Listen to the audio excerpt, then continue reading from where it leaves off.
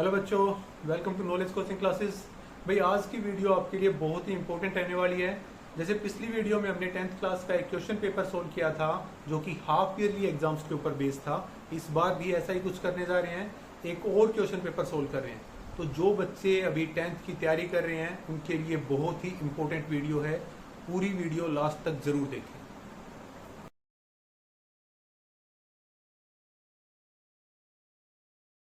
Question paper देखो।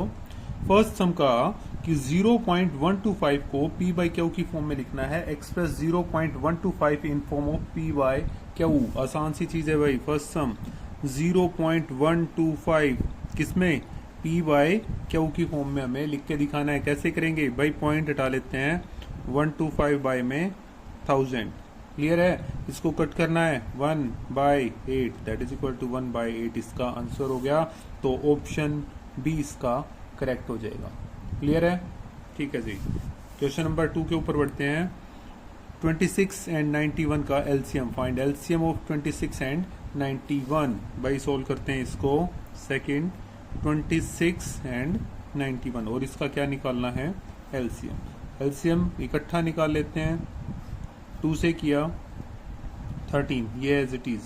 7 से किया 13 और ये 13 पे हो गया, और 13 से किया तो 1 और 1 के ऊपर हो गया। तो एलसीएम कितना आ गया भाई, एलसीएम हो गया 2 × 7 × 13 तो 182 इसका एलसीएम हो गया।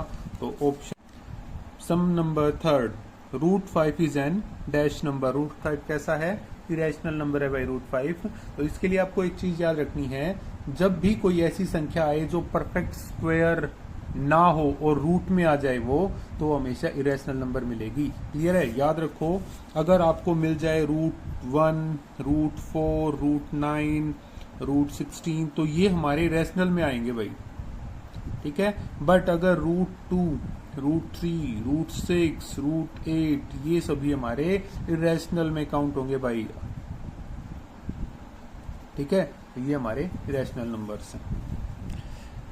इनमें से कौन सा, which one is polynomial. Polynomial कौन सा है, ये है भाई, ठीक है। अब पोलिनोमियल के बारे में आपको याद रखना है कि ऐसी इक्वेशन जिसकी पावर होल नंबर हो। पावर क्या होनी चाहिए, होल नंबर, ठीक है जी। होल नंबर में क्या आपका 0, 1, 2, 3, 4 अप टू कुछ भी आ जाएगा। मतलब क्या है भाई, नेगेटिव पावर ना हो, रूट में ना हो, 1/2 फ्रैक्शन में ना हो, इस टाइप का कुछ भी नहीं मिलना चाहिए। होल नंबर में पावर होनी चाहिए, ठीक है। ये सम नंबर हमारा 4 हो जाएगा भाई। सम नंबर 5 की ओर बढ़ते हैं भाई। क्या कह रहा है, the sum of zeros of quadratic polynomial 2x² - 8x + 6। 2x² - 8x + 6 is equal to 0। इसके सम ऑफ जीरोज निकालना है भाई, सम ऑफ जीरोज, ठीक है। क्या आ जाएगा भाई, सम ऑफ जीरोज निकालोगे तो क्या होगा, हमें पता है कि sum of zeros alpha plus beta -b/a होता है।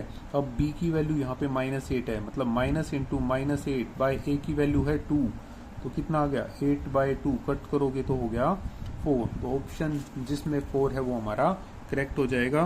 तो 4 कौन सा दे रखा है भाई, डी ऑप्शन में, ये करेक्ट आंसर है, ठीक है। नेक्स्ट की ओर बढ़ते हैं, 6th की ओर। x² - 5 के जीरोज निकाल के दिखाने हैं।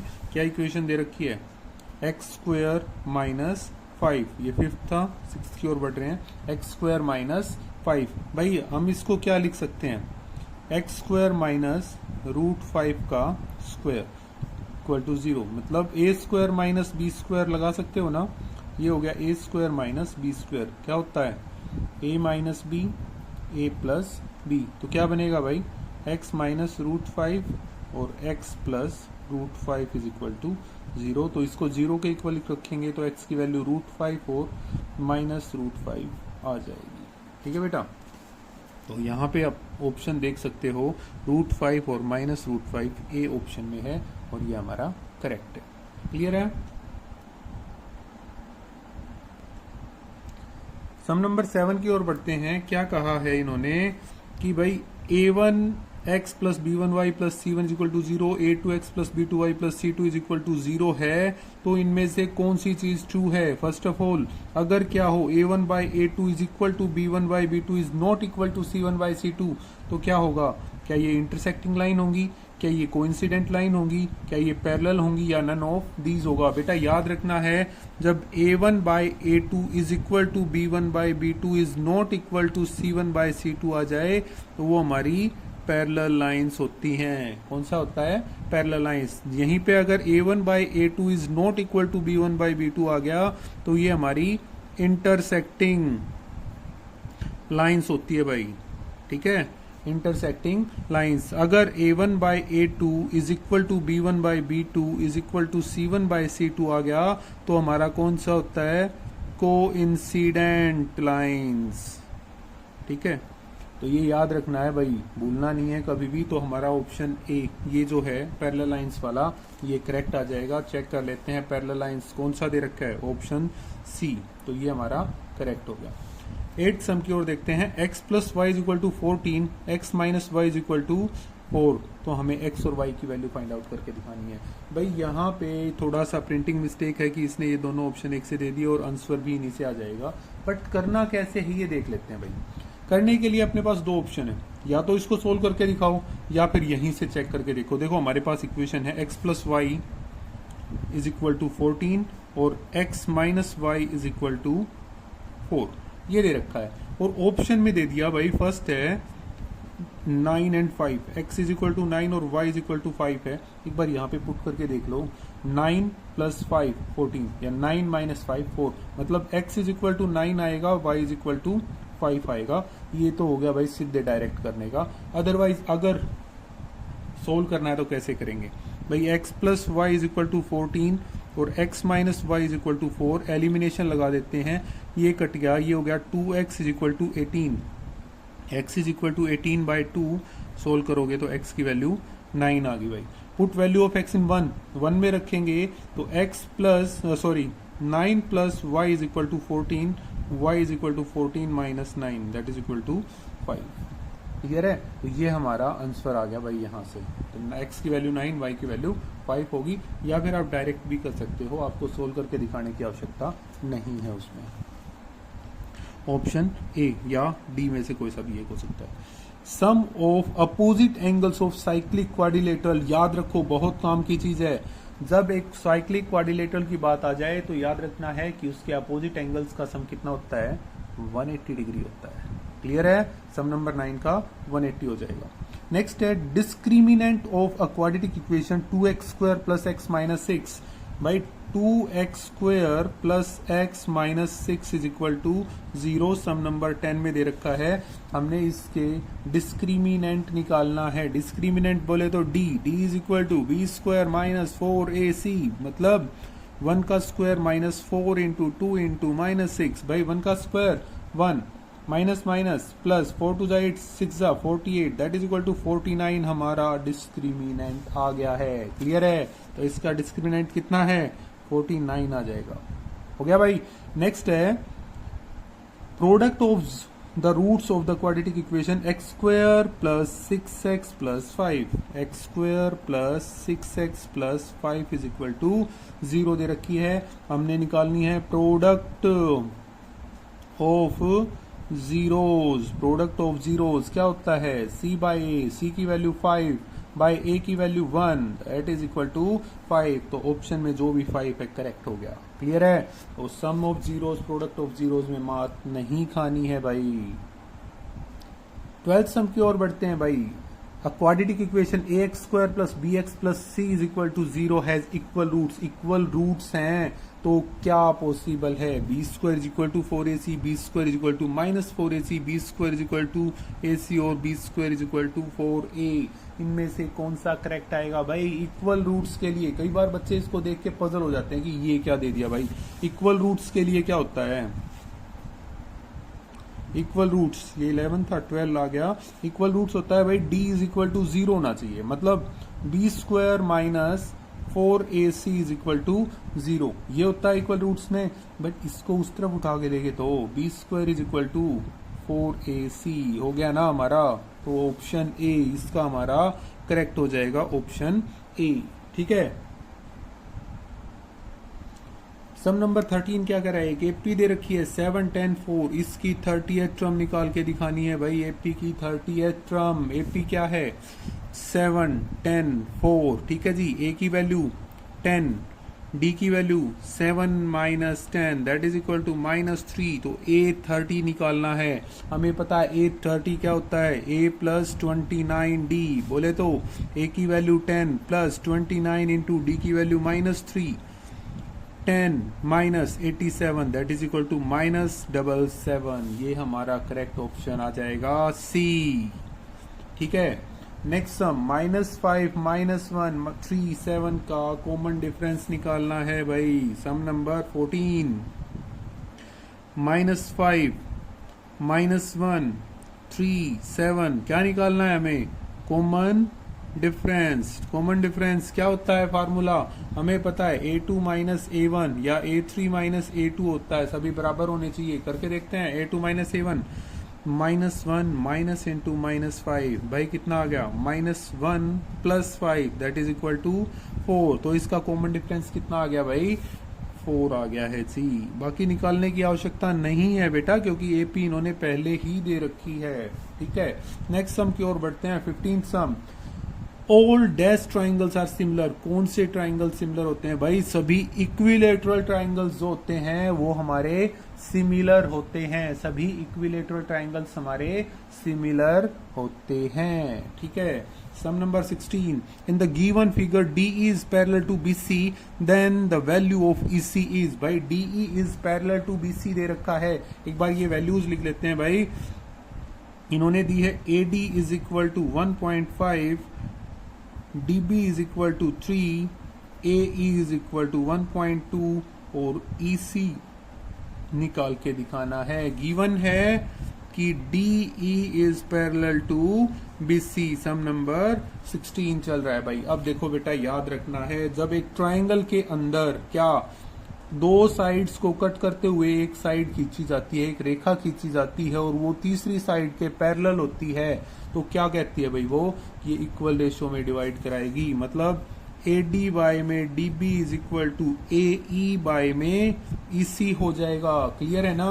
तो AD बाय DB बराबर AE बाय EC है, तो वैल्यू रख लेते हैं। और ये कहां से आया है भाई, इसको हम BPT से लेके आए हैं। और BPT क्या होता है, basic proportionality theorem. Basic proportionality theorem क्या कहती है, एक ट्राइंगल के अंदर दो साइड्स को मिलाते हुए जब कोई रेखा खींची जाती है और वो तीसरी साइड के पैरेलल होती है, तो क्या होगा, वो रेखा जहां पे इंटरसेक्ट कर रही है उन पॉइंट्स को इक्वल रेशियो में डिवाइड करवाएगी। क्लियर है। तो वैल्यू पुट करवाते हैं। 1.5 बाय में 3 इज इक्वल टू 2, 1.2 बाय में EC, ये कट गया भाई 2, ये ऊपर ये इधर, EC is equal to 1.2 into 2 that is equal to 2.4 centimetre. हो गया बेटा 2.4। बहुत आसान सा सवाल था। सम नंबर 17 की ओर बढ़ते हैं। The distance between the points 1, -3 and 4, 1 is. दो पॉइंट्स दे रखे हैं हमारे, सपोज कर लेते हैं P है हमारा 1 और -3 और Q दे रखा है 4 एंड 1। ठीक है। इनके बीच की डिस्टेंस PQ की निकालनी है। फार्मूला होता है डिस्टेंस फार्मूला, क्या कहते हैं भाई, क्या होता है भाई, under the root x2 minus x1 का whole square plus y2 minus y1 का होल स्क्वायर। आसान सी चीज है भाई, डिस्टेंस फार्मूला याद रखना है। ये हमारा x1 y1 और ये हो गया x2 y2। तो फॉर्मूले में पुट कर दें, क्या आएगा, 4 माइनस 1 का whole square plus 1 minus into -3 का whole square under the root. Clear है। 4 माइनस 1 3, 3 का square 9 plus minus minus plus 3 plus 1 4, 4 का square 16 under the root that is equal to 25, that is equal to 5। तो 5 option हमारा correct हो जाएगा बेटा। कितने आसान सवाल हैं। ठीक है, बट इंपॉर्टेंट है भाई, ऐसा ही पैटर्न आता है, खासकर HBSC की बात की जाए तो यही पैटर्न आता है भाई। नेक्स्ट सम नंबर 18 क्या कह रहा है? The mid point of the line segment whose endpoints are 7, 6 and 3 -3 -4। भाई दो पॉइंट्स जैसे P और Q फिर से ले लेते हैं हम। P की वैल्यू दे दी हमारा 18 सम है, P की वैल्यू है हमारे पास 7, 6 और Q की वैल्यू है -3 और -4। मिड पॉइंट निकालने हैं, mid point of P and Q। By mid point formula क्या कहता है? x1 प्लस x2 बाय में 2, y1 प्लस y2 बाय में 2। तो ये हमारे पास x1 y1 की वैल्यू है, ये हमारे पास x2 y2 की वैल्यू है। तो लगा दें मिड पॉइंट फार्मूला। चलिए जी शुरू हो जाते हैं। x1 की value 7 plus minus minus -3 by 2, अब 6 plus plus minus minus that is equal to 4 by 2 and 2 by 2। Cut करेंगे तो 2 पे, ये 1 पे, आंसर आ गया 2, 1। तो mid point of P Q कितना आ गया? 2 एंड 1। ठीक है, 2, 1। ये ऑप्शन भी हमारा करेक्ट हो जाएगा। क्लियर है बेटा? ठीक है जी, नेक्स्ट की ओर बढ़ते हैं। देखो भाई यहाँ पे एसर्शन और रीजन के ऊपर बात आ जाती है। क्या दे रखा है वो ऑप्शंस पहले देख लेते हैं। अगर ए और बी दोनों ट्रू हैं और एसर्शन रीजन को करेक्टली एक्सप्लेन कर रहा है तो ऑप्शन ए आ जाएगा। अगर दोनों ट्रू हैं बट रीजन एक्सप्लेन नहीं कर रहा है एसर्शन को तो हमारा क्या होगा? बी ऑप्शन होगा। ए करेक्ट है, आर रॉन्ग है, या ए रॉन्ग है, आर करेक्ट है। तो इसके ऊपर अब आगे बढ़ते हैं सम नंबर 19 की ओर। देखो भाई क्या कह रहा है। फर्स्ट है the distance between 2 points x1 y1 x2 y2 is x2 minus x1 का whole square plus y2 minus y1 का whole square under the root. अभी बताया था भाई दो पॉइंट्स के बीच की डिस्टेंस क्या फार्मूला होता है? x2 माइनस x1 का whole square plus y2 minus y1 का होल स्क्वायर। मतलब ये बिल्कुल ट्रू का है, इसने बिल्कुल सच्ची बात है भाई, ये कोई गलत नहीं है। नेक्स्ट इसने कहा कि 4, 0 और 0, 3 के बीच की डिस्टेंस 5 है। एक बार ये निकाल के दे लेते हैं भाई। 4, 0 ये y है और z है 0, 3, इनके बीच की डिस्टेंस मतलब y z is equal to 5 दे रखा है। सोल्व करके देखें तो कर लेते हैं भाई। डिस्टेंस फार्मूला हमें पता है x1 y1 x2 y2। तो भाई x2 माइनस x1 0 माइनस 4 का होल स्क्वायर प्लस में 3 माइनस 0 का whole square under the root, ये हमारा वाई जेड आ जाएगा। तो Y Z is equal to 16 plus 9 that is equal to 25 और रूट में आ गया 5। बिल्कुल ट्रू, दोनों चीजें ट्रू हो रही हैं भाई, बिल्कुल ओके हैं। ये भी हमारा ट्रू है। अब देखो इसने कहा था अगर ए भी ट्रू है बी भी ट्रू है तो अब नेक्स्ट क्या देखना है, क्या जो ये आर है, जो ये रीजन है, ये एसर्शन को हमारा ट्रूली डिफाइन कर रहा है भाई। बिल्कुल डिफाइन कर रहा है भाई। कैसे? तो डिस्टेंस दे रखी है और उसी का एक एग्जांपल लेके चला है, डिस्टेंस फार्मूला का एग्जांपल करके बिल्कुल ठीक आ रहा है। तो हमारा ऑप्शन ए आ जाएगा इसका, कि ऑप्शन ए होगा कि एसर्शन और रीजन दोनों ट्रू हैं और रीजन एसर्शन को क्या कर रहा है भाई? डिफाइन कर रहा है। क्लियर है? नेक्स्ट है common difference of A P -5 -137 is 4। बिल्कुल यही सब अभी किया था ना भाई। -5 -1 3 और 7 का कॉमन डिफरेंस निकालेंगे तो माइनस इंटू -5 हो गया -1 plus 5 that is equal to 4। बिल्कुल ट्रू चीज दे रखी है भाई ये हमारी। ठीक है जी, ये हमारा ट्रू आ गया। अब नेक्स्ट क्या कहा इन्होंने कहा common difference of A P A plus D A plus 2d is given by second term minus first term. हमने क्या किया था भाई? अभी तक हम बता रहे थे कि कॉमन डिफरेंस क्या होता है? a2 माइनस a1 होता है। कॉमन डिफरेंस क्या होता है भाई? a2 minus a1। तो ये इन्होंने क्या किया? सिमिलर ही तो किया है। तो ये भी हमारा दूसरा भी क्या है? ट्रू है। और भाई ये क्या कर रहा है? एक्सप्लेन कर रहा है भाई। यही तो रीजन, यही तो चीज निकाल के दी है रीजन के अंदर। क्लियर है ना? तो ये ऑप्शन ए इसका करेक्ट आ जाएगा। ठीक है जी। सम नंबर 20 और की ओर बढ़ते हैं भाई। Solve the following pair of linear equation x minus Y equal to 3 और x by 3 plus Y by 2 is equal to 6। इसको सोल्व करके दिखाना है भाई। देखो ये दो इक्वेशन है, इसको सोल्व कर लेते हैं भाई। ये इक्वेशन 1 है, इसको सोल्व करके एलसीएम लेंगे तो 6 आ गया। 3 2 जार 2 की और x की मल्टीप्लाई 2x प्लस 2 3 जार 3 की और y की multiply 3y is equal to 6। ऊपर मल्टीप्लाई किया 2x plus 3y is equal to 36। Equation number 2 from equation 1 करते हैं भाई। 1 क्या है, x minus Y is equal to 3। ठीक है, अब क्या किया, यहां से x की वैल्यू निकाल लेते हैं तो ये उधर जाके प्लस हो जाएगा भाई, 3 प्लस वाई। अब नेक्स्ट बात क्या, पुट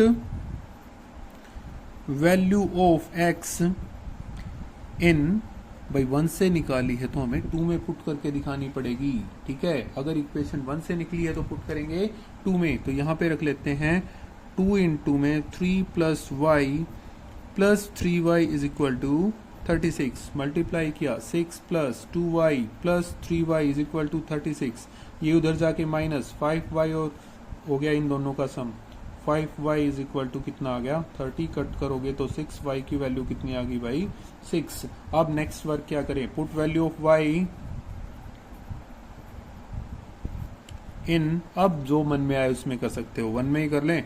1 था क्या, x minus Y is equal to 3, तो y की जगह पे हमने क्या करना है 6, तो x minus 6 is equal to 3, तो x की वैल्यू कितनी आ गई भाई 9। x की वैल्यू 9, y की वैल्यू 6। हमारा सम यहाँ पे कंप्लीट हो गया है। सम नंबर 22 की ओर बढ़ते हैं भाई। Find LCM at C of the following pair of integers, verify LCM into HCF is equal to product of two number 510 into 92। इन दोनों की मल्टीप्लाई करके और एलसीएम एचसीएफ ये हमें वेरीफाई करवा के दिखाना है। तो पहले एलसीएम और एचसीएफ निकाल लेते हैं भाई, 510 एंड 92। ठीक है जी, करके देख लेते हैं। सम नंबर हमारा 22 चल रहा है। ठीक है, 2 से किया 2 2 जा 4, 2 5 जा 10, 2 5 जा 10। ठीक है, अब 3 से कर लेते हैं, 3 8 जा और 3 5 जा। फिर कर लेते हैं 5 से 17 और 17 से किया तो 1 आ गया। अब इसको करते हैं 2 से, 2 4 जा 8 और 2 6 जा। फिर 2 से किया 23, 23 से किया तो 1 आ गया है जी। ठीक है, तो HCF निकालेंगे किसका, 510 और 92 का। तो पहले लिख लेते हैं भाई, 510 is equal to 2 multiply 3 multiply 5 multiply 17, 92 is equal to 2 multiply 2 multiply 23। HCF क्या होता है, जो दोनों में कॉमन आएगा भाई, 2 दोनों के अंदर है। ठीक है, और देखते हैं और कोई चीज है यहाँ पे कॉमन नहीं है, तो इसका HCF कितना आ गया 2 हो गया भाई। LCM कितना आएगा भाई, LCM होता है जो कॉमन है वो एक बार लिखा, बाकी सभी लिख दो भाई। ठीक है, इनकी मल्टीप्लाई करेंगे तो 11730, ये आ गई भाई इनकी मल्टीप्लाई। तो LCM और HCF आ गया। अब क्या प्रूव करवा के दिखाना है कि भाई LCM multiply HCF is equal to product of 2 numbers. कर लेते हैं भाई, LCM है हमारा कितना 11730 into 2 is equal to 510 into 92। इसको सॉल्व करोगे 06 इतना आ गया, और इसको भी कर लेना भाई, इतना ही आएगा। ठीक है, अगर ये दोनों ठीक आ रहे हैं, सेम आ रहे हैं, तो आपकी प्रोडक्ट, आपका सम ये बिल्कुल ओके हो जाएगा। क्लियर है। इसी के और में देख लेते हैं, find the HCF and LCM of 504 and 980 by prime factorisation method. Prime factorisation method का यूज करके हमने क्या करके दिखाना है, HCF और LCM निकालना है भाई। ठीक है, करते हैं इसको। तो भाई 504 का करेंगे, 2 2 जा 4, 2 5 जा और 2 2 जा। फिर 2 से किया 2 1 जा, 2 2 जा 2 6 जा। फिर 2 से किया 2 6 जा 2 3 जा। 3 से किया 21, 3 से किया 7 आ गया। ठीक है, इसको भी कर लेते हैं, 2 4 जा 2 9 जा 0, 2 2 जा 4, 2 4 जा 8, 2 5 जा 10। ठीक है, अब ये 3 से भी नहीं हो रहा, ये होगा 5 से, 5 4 जा और 5 9 जा। अब 7 से 7 पे और 7 से 1 के ऊपर चला गया।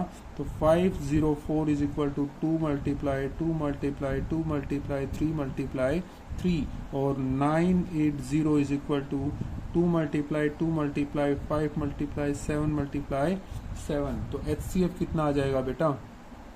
HCF जो दोनों में कॉमन है 2, एक और 2 भी कॉमन है, ठीक है। उसके बाद क्या, कोई भी चीज कॉमन नहीं है, तो HCF कितना आ गया इसका? 4। LCM कितना आ गया भाई? जो कॉमन है वो एक बार लिखेंगे, ठीक है, बाकी सब लिख दो।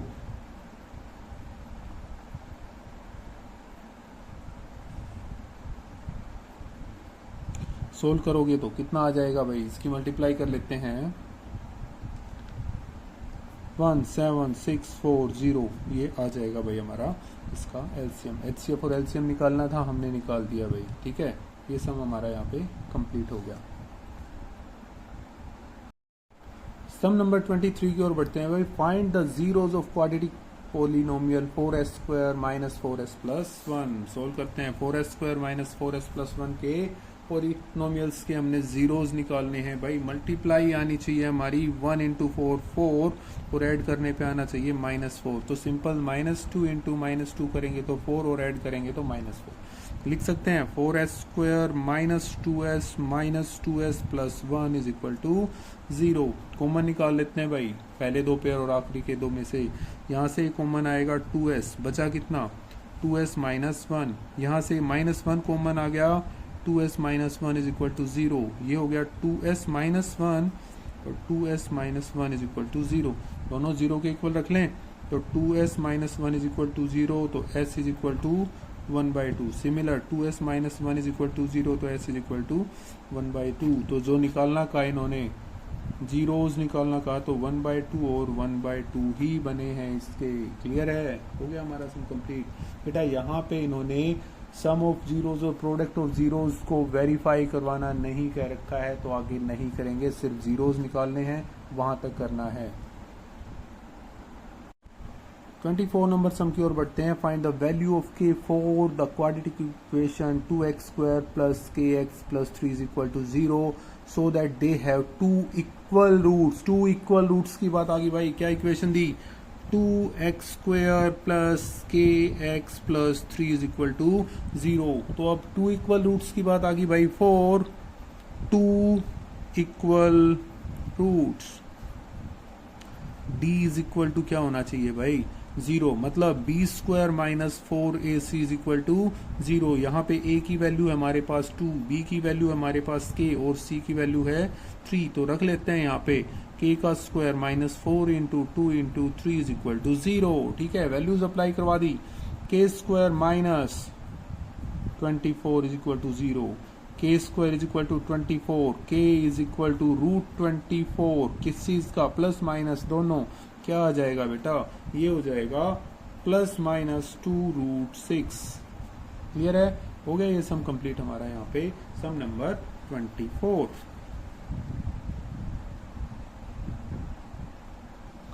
सम नंबर 25 की ओर बढ़ते हैं भाई। A vertical pole of length 6 metre cast a shadow 4 metre long on the ground and at the same time a tower cast a shadow 28 metre long. Find the height of tower. बहुत ही important सम है भाई, ध्यान देना है भाई। ये मान के चलते हैं हमारा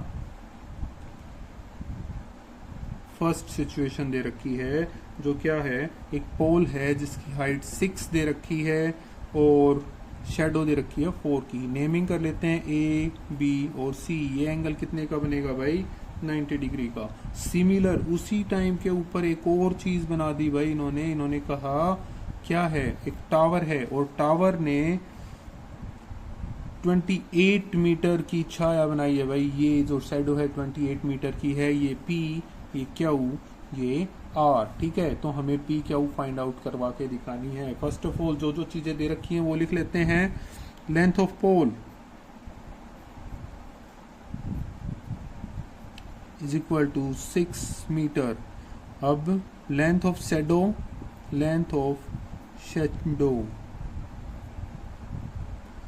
4 मीटर। ठीक है जी, ये पोल की लेंथ ए बी है और ये आपकी शेडो है बी सी।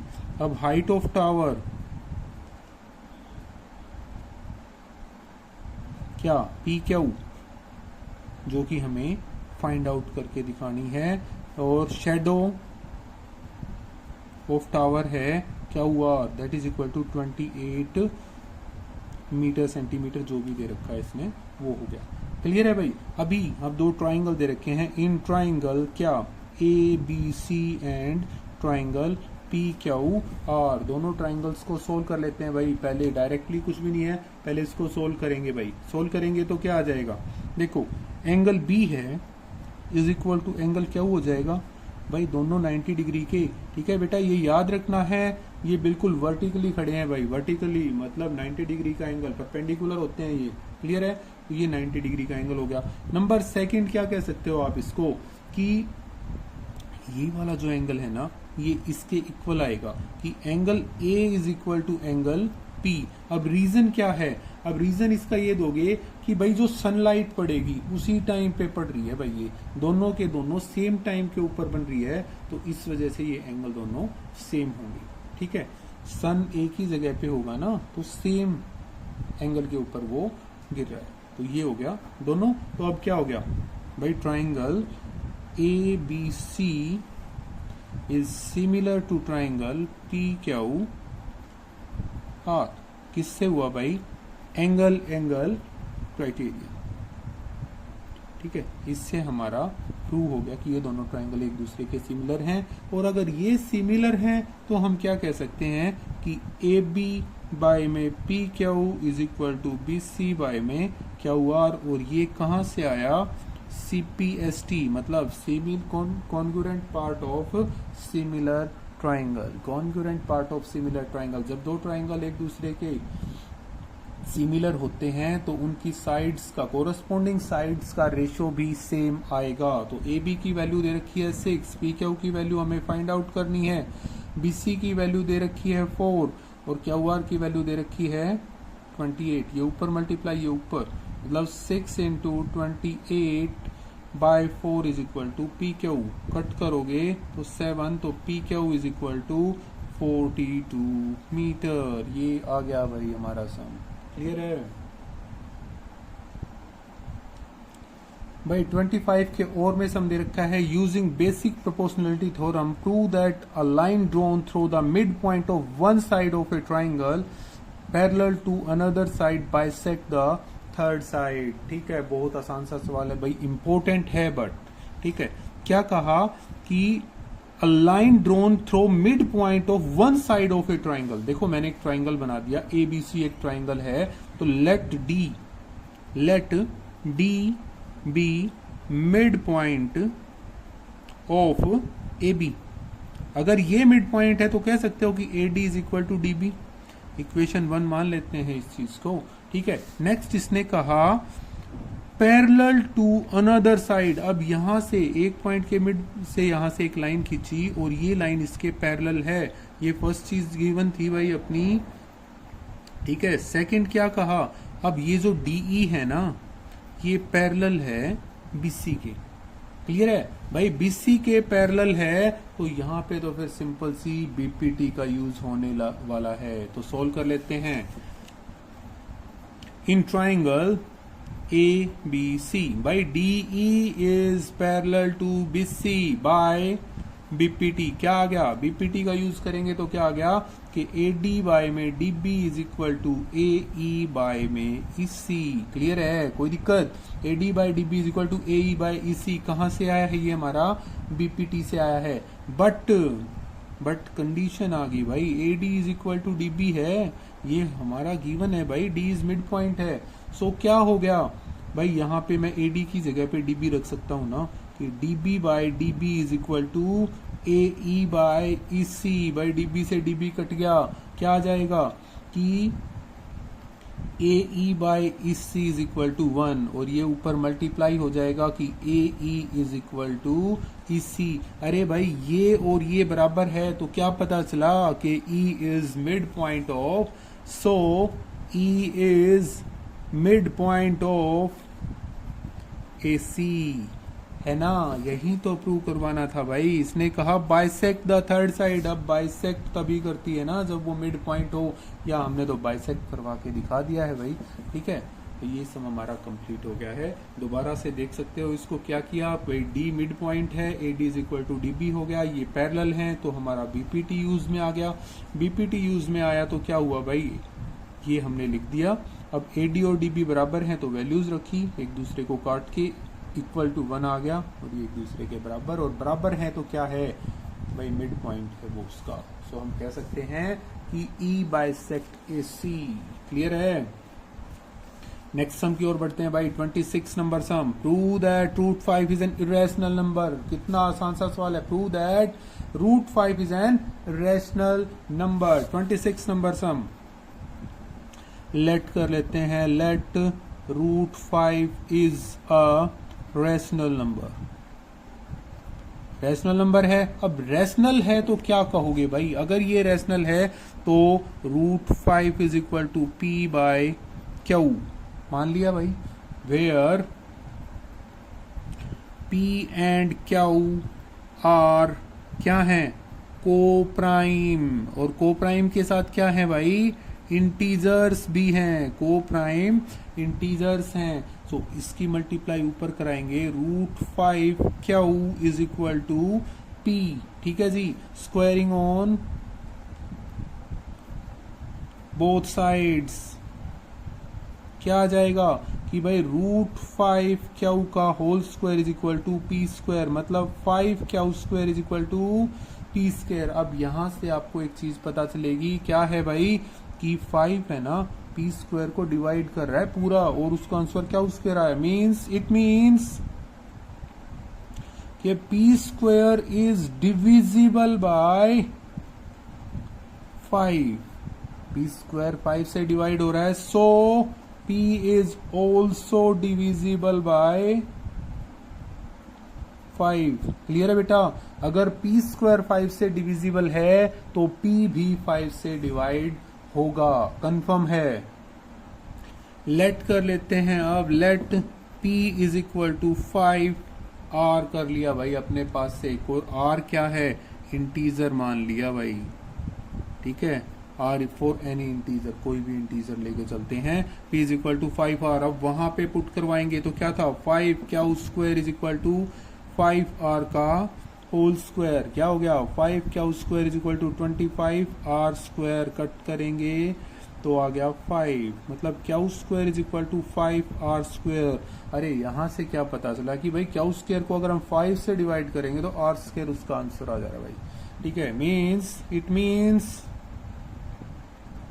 क्या, कि q square is divisible by 5।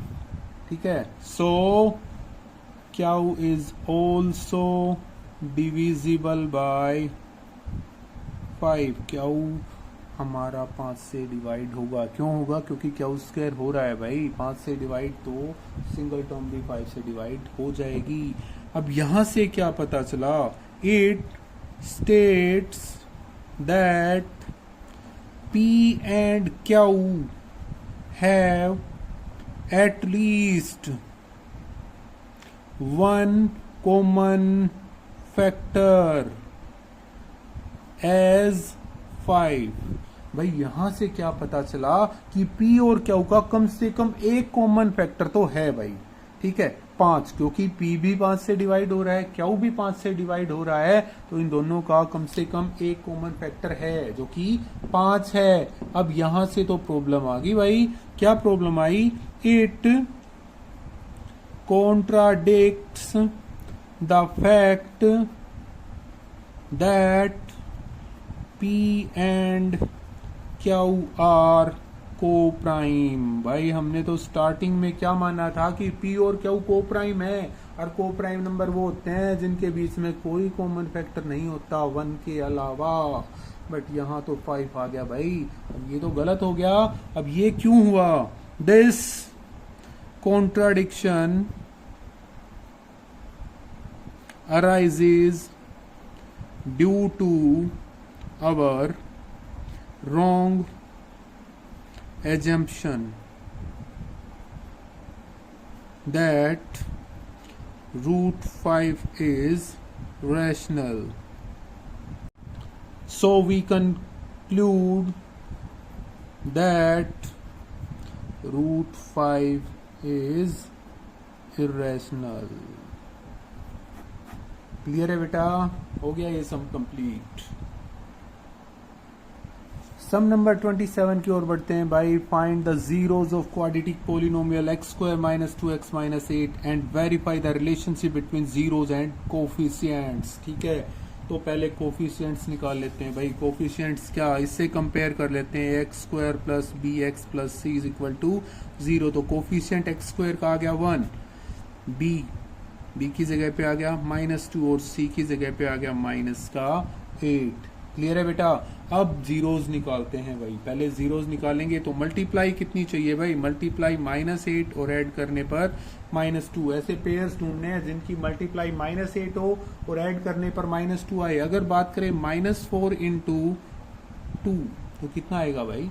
-8 और ऐड करने पर -2 आएगा। तो लिख सकते हैं x² - 4x + 2x - 8 = 0। ठीक है, कॉमन निकाला भाई। यहां से x कॉमन आ गया, x - 4 + 2 कॉमन आ गया, x - 4 = 0। दोनों के पास x - 4 है तो बच गया कितना? x + 2 = 0।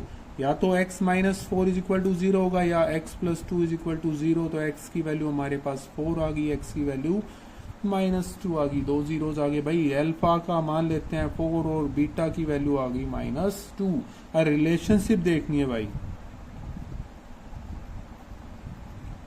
रिलेशनशिप की वेरीफाई करेंगे। सम ऑफ जीरोज क्या होता है भाई? Alpha + beta = -b/a। तो अल्फा की वैल्यू है 4 प्लस में -2 = b की वैल्यू दे रखी है -2 -× -2 बाय में a की वैल्यू 1। ये हो गया 2 = इससे कट गया भाई। फर्स्ट चीज तो वेरीफाई होगी, बिल्कुल ओके आया है, इसमें तो कोई प्रॉब्लम नहीं है। अब करते हैं product of zeros.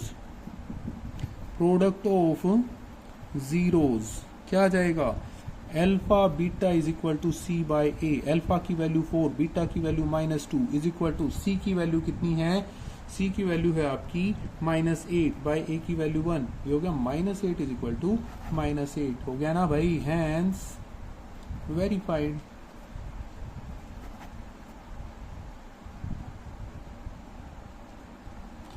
Some number 28 की ओर बढ़ते हैं भाई। क्या क्या रखा है? Coach of cricket team buys 7 bat and 6 balls for ₹3800। Later she buys 3 bats and 5 balls for 1750। Find the cost of each bat and ball. आसान सा सवाल है, ठीक है, इतना कुछ मुश्किल आता नहीं है भाई। HBSC सिलेबस के अकॉर्डिंग देख लेते हैं इस चीज को कैसे करना है भाई। Number 28 sum. Let cost of 1 bat ₹x मान लेते हैं और 1 बॉल की कीमत हम मान लेते हैं ₹y। अकॉर्डिंग टू क्वेश्चन क्या कहा इसने? क्वेश्चन के अंदर इसने कहा अगर 7 बैट और 6 बॉल लें तो 3800 के आते हैं भाई। 7 बैट और 6 बॉल। अगर एक बैट x रुपए का आया है तो 7 बैट कितने के हो गए?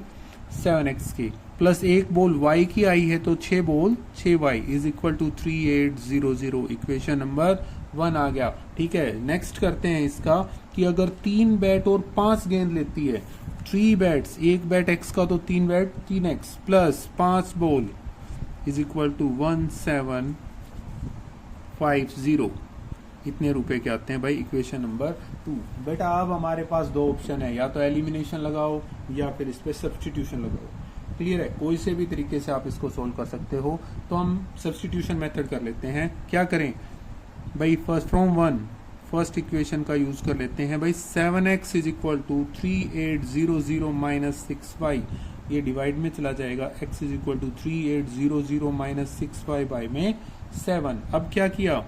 पुट वैल्यू ऑफ x इन। अब भाई 1 से निकाली है तो वैल्यू हमने 2 में पुट करवानी है। ठीक है, तो x की वैल्यू यहाँ पे रखेंगे 3 × 3800 - 6y bye 7 plus 5y = 1750। LCM लेंगे और इसको सोल्व करेंगे। इसकी मल्टीप्लाई हो जाएगी, 7 से 7 कट गया, मल्टीप्लाई करेंगे 0 0 इतना आ गया भाई। ठीक है, ठीक है, माइनस 18y प्लस यहाँ पे कुछ भी नहीं है तो 1 से 7 को किया तो 7 की और 5 की 35y इज इक्वल टू 1750। भाई ये ऊपर मल्टीप्लाई हो जाएगा, बाकी सोल्व करते हैं। 11400 plus 17y is equal to 0, इतना आ गया भाई। ये उधर जाके माइनस का हो जाएगा।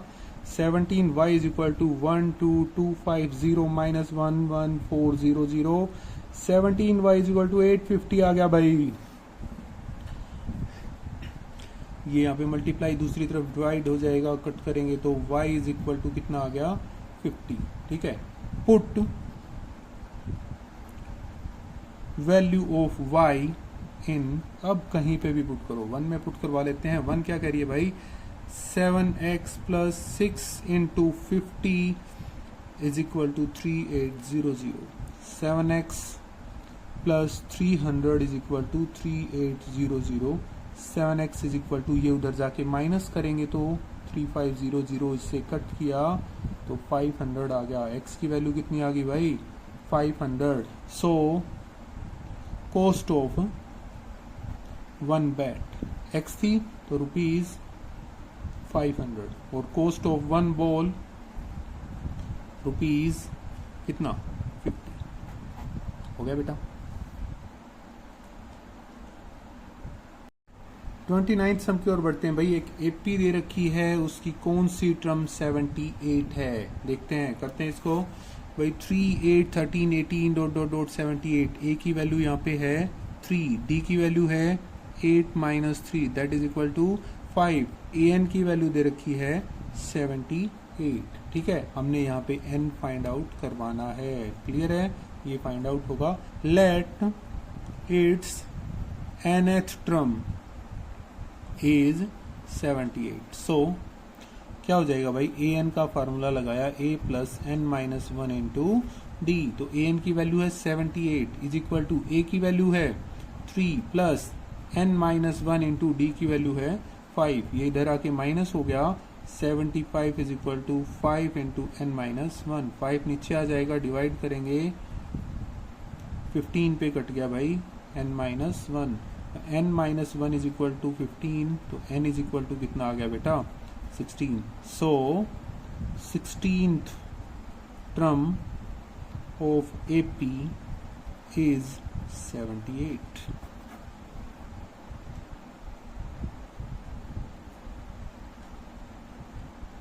थर्टीएथ सम की ओर बढ़ते हैं भाई। क्या क्या रखा है, find the value of y for which distance between the points p and q is 10 units. 2 points दे रखे हैं और उनकी डिस्टेंस दे रखी है भाई।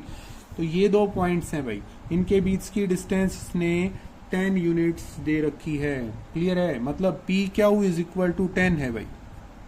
हमें पता है डिस्टेंस फार्मूला में क्या होता है, under the root x2 minus x1 का whole square plus y2 minus y1 का होल स्क्वायर, ये हमारा पी क्यू की वैल्यू आती है ना भाई।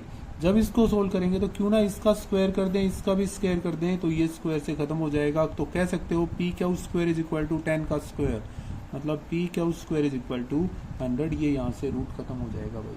अब हमारे पास ये x1 की वैल्यू, ये y1, x2 और y2 की वैल्यूज हैं भाई। अप्लाई करवा देते हैं, तो क्या करना है देखते हैं एक बार।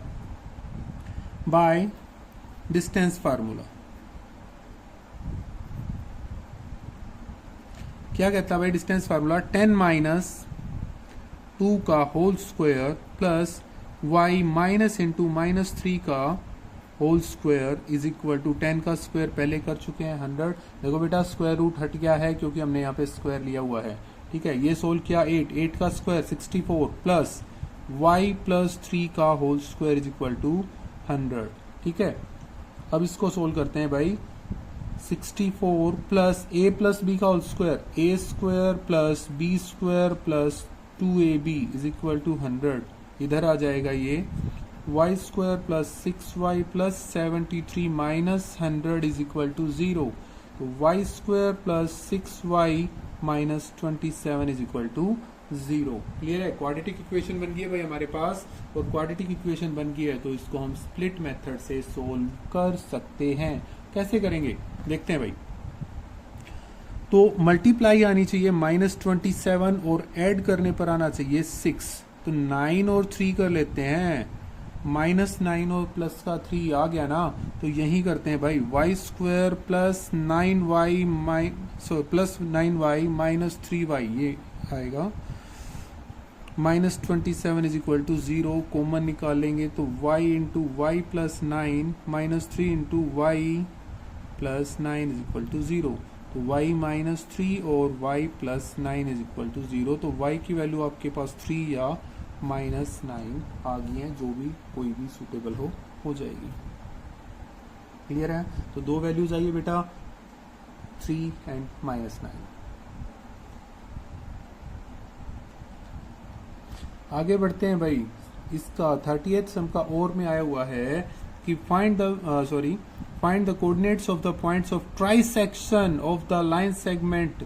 भाई ट्राइसेक्शन के पॉइंट बताने हैं, कोऑर्डिनेट्स, और ये देखो दो पॉइंट्स दे रखे हैं। तो भाई ये ट्राइसेक्ट कर रहे हैं भाई, पी और क्यू आ गए, दो पॉइंट्स हैं, एक ये हिस्सा हो गया, एक ये हो गया, एक ये हो गया। अब ध्यान देंगे पी कितने रेशियो में डिवाइड कर रहा है। देखो पी के इस तरफ हमारा 1 है, उस तरफ कितने हैं 2। तो हम क्या कहेंगे, P divides A be in कितने में 1:2। पहले P को सोल्व कर लेते हैं। 1:2 में डिवाइड कर रहा है, तो by section formula P XY points मान लेते हैं यहाँ पे 1 मिनट के लिए। तो ये हो गया x1 y1 x2 y2। ठीक है, अब बेटा मेन बात हो जाती है, सेक्शन फार्मूला है क्या चीज, मैं लिख लेता हूं भाई यहाँ पे सेक्शन फार्मूला। एक्स वाई कोई भी कोऑर्डिनेट्स निकालने हैं, m1 x2 plus m2 x1 bye m1 plus m2, और दूसरा हो गया m1 y2 plus m2 y1 by में m1 plus m2। m1 m2 क्या है, m1 m2 यहाँ पे जो रेशियो दे रखी है वो है 1:2 हो गया। तो अप्लाई करवा दें इसको, क्या आ जाएगा, m1 की value 1, x2 -2 plus m2 2, x1 4 by में 1 plus 2, m1 plus m2, comma m1 1 इंटू -3 प्लस m2 2 इंटू -1 बाय में m1 प्लस m2। ये सोल्व किया, -2 प्लस 6 बाय में 3 एंड -2 प्लस 8 बाय में 3, कोमा -3 -2 बाय में 3। सोल्व करोगे तो 6 बाय 3 और -5 बाय 3 कट किया 2, तो 2 कोमा -5 बाय 3। ये क्या आ गया, कोऑर्डिनेट्स ऑफ P के कोऑर्डिनेट्स आ गए भाई। अब आगे बढ़ते हैं भाई। P के लिए हमने निकाल लिया था कि P इसको 1:2 में डिवाइड कर रहा है। अब क्यू की बात करेंगे तो देखो इस तरफ 2 हैं, 2:1। तो हम लिखेंगे कि Q divides A be in 2:1। Clear है? तो अब कोऑर्डिनेट्स ऑफ क्यू निकालने हैं भाई, कोऑर्डिनेट्स ऑफ क्यू किसका यूज करेंगे भाई, इसको एक्स वाई के अकॉर्डिंग मान ले थोड़ी देर के लिए। तो क्या करेंगे, by section formula. Section formula हमने किया था अभी, क्या होता है, m1 x2 plus m2 x1 by में m1 प्लस m2 और m1 y2 plus m2 y1 by में m1 plus m2। Q X Y is equal to, ये हमारा x1 है, ये y1 है, ये x2 है और ये y2 है। तो सोल्व करते हैं भाई। m1 की वैल्यू ये होगी है और m2 की वैल्यू इधर। m1 x2 plus m2 x1 by में m1 plus m2, comma m1 2 y2 -3 plus m2 1 into y1 -1 by में m1 प्लस m2। क्लियर है? तो X Y is equal to ये हो गया -4 प्लस 4 बाय 3 और -6 -1 बाय 3। भाई ये कट गया, तो X Y is equal to 0 by 3 and -7 by 3। तो कोऑर्डिनेट्स ऑफ क्यू कितना आ गया, 0 और -7/3 हो गया भाई।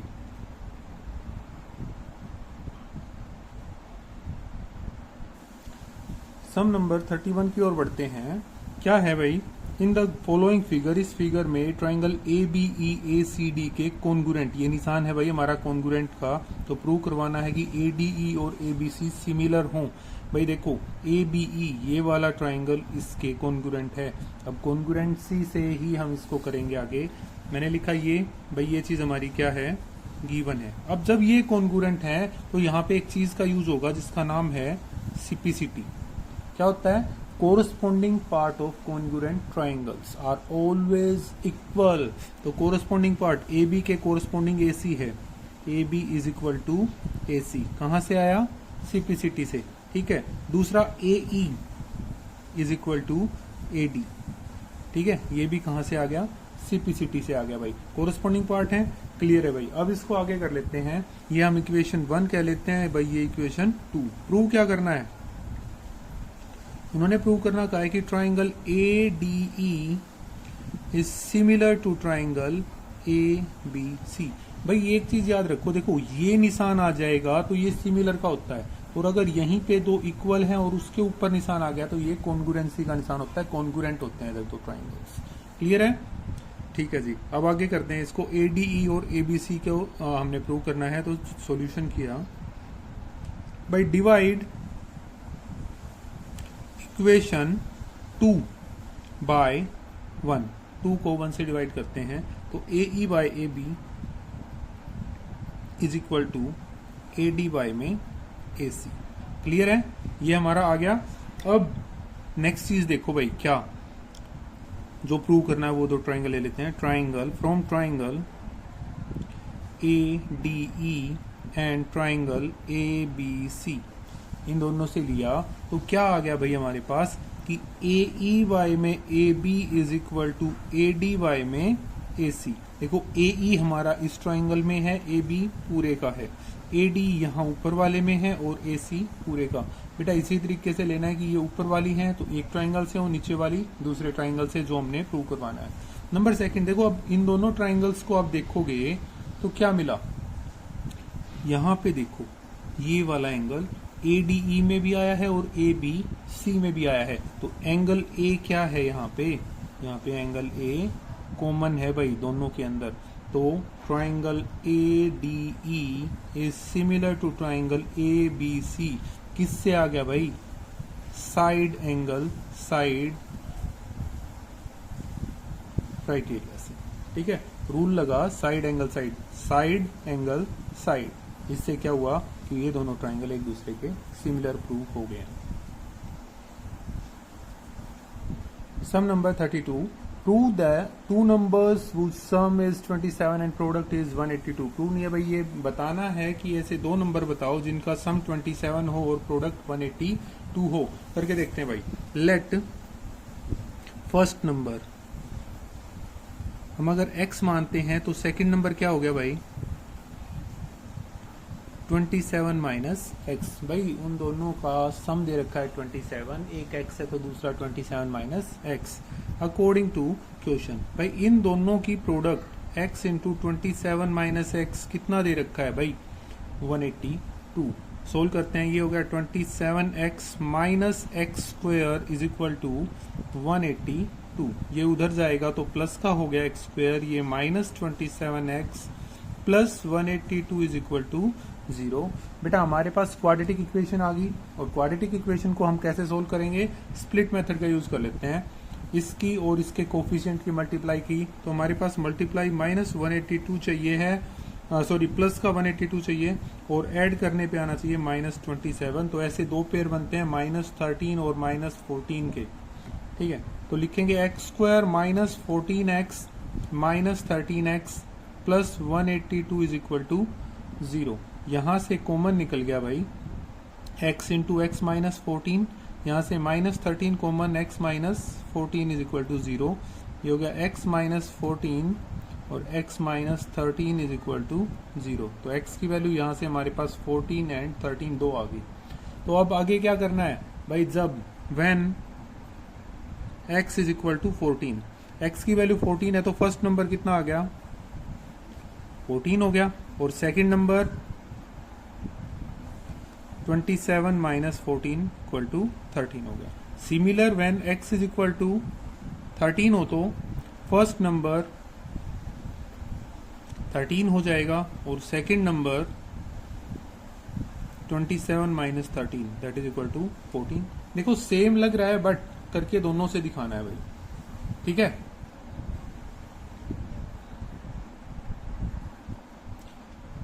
32 का नेक्स्ट और वाला देखते हैं भाई।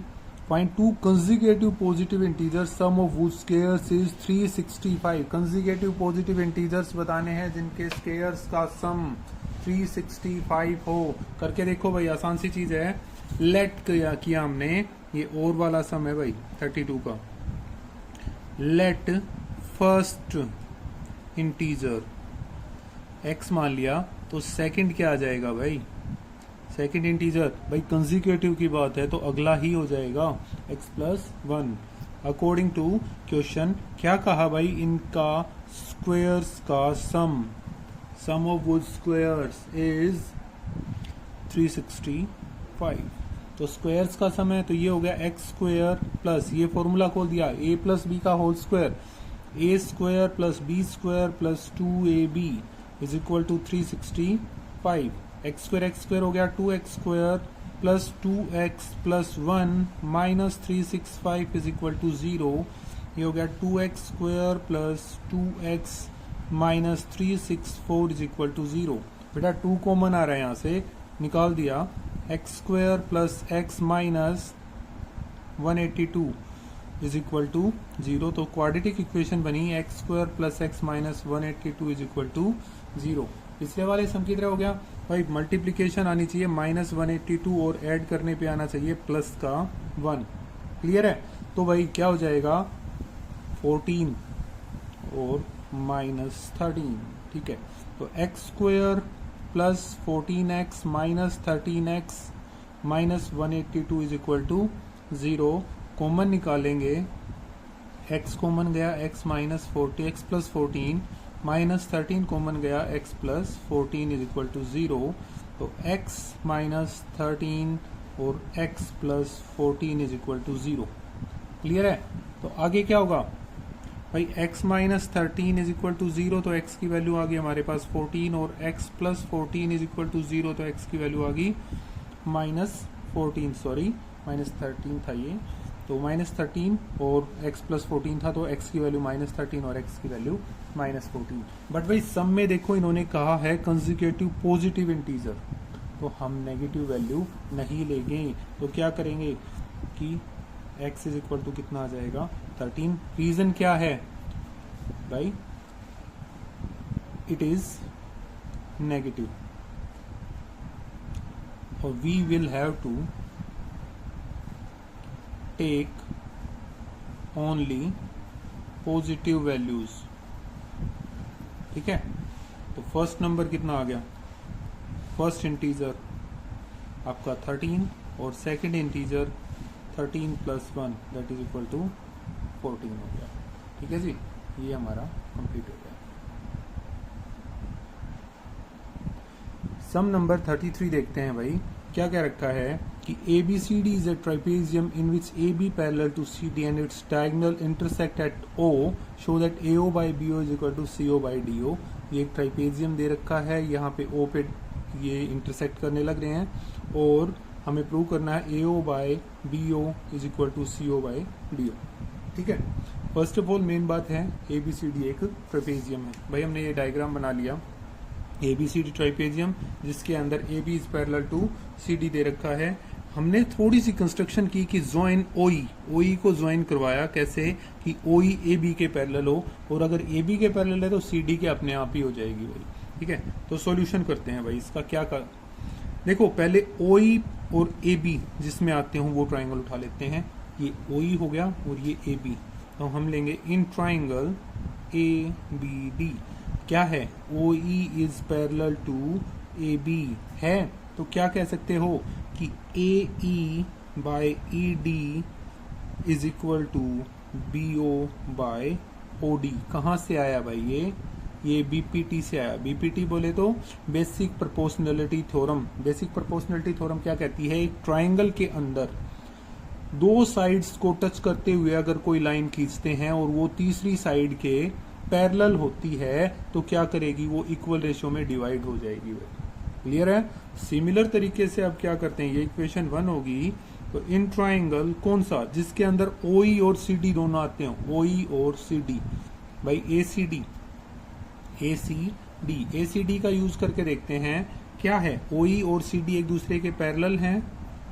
तो क्या कह सकते हो भाई, जब ये एक दूसरे के पैरेलल हैं तो कहेंगे कि AO by OC is equal to AE by ED, equation 2। और ये भी कहां से आई है, इसका रीजन आप दे सकते हो कि ये भी बीपीटी से आया है। क्लियर है। अब देखो बेटा 1 और 2 में अगर हम ध्यान देंगे तो AE बाय ED दोनों के पास है, तो यूज कर सकते हैं फ्रॉम इक्वेशन 1 एंड 2।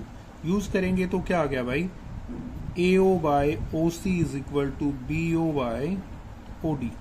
क्लियर है। बट हमें ये तो प्रूव नहीं करना था, हमें प्रूव करना था AO by BO is equal to CO by DO।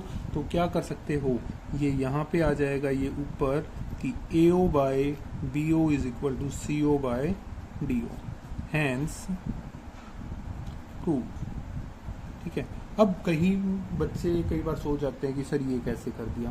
भाई देखो 3/4 है इक्वल टू 3/4 है, दोनों की रेशियो सेम है। अगर हम इसको यहाँ पे ले आए, इसको उधर गए तो क्या रेशियो में फर्क पड़ेगा भाई, 3/3 इज इक्वल टू 4/4, 1 से 1 पे कट गया, 1/1 और ये भी 1/1, 1 रेशियो 1 ही तो बन रहा है, तो ये क्या कोई फर्क पड़ रहा है। तो सिमिलर तरीके से आप इसको यहाँ पे लेके जाओ, उसको उधर लेके जाओगे तो रेशियो पे कोई फर्क नहीं पड़ेगा, वो इक्वल ही रहेंगे।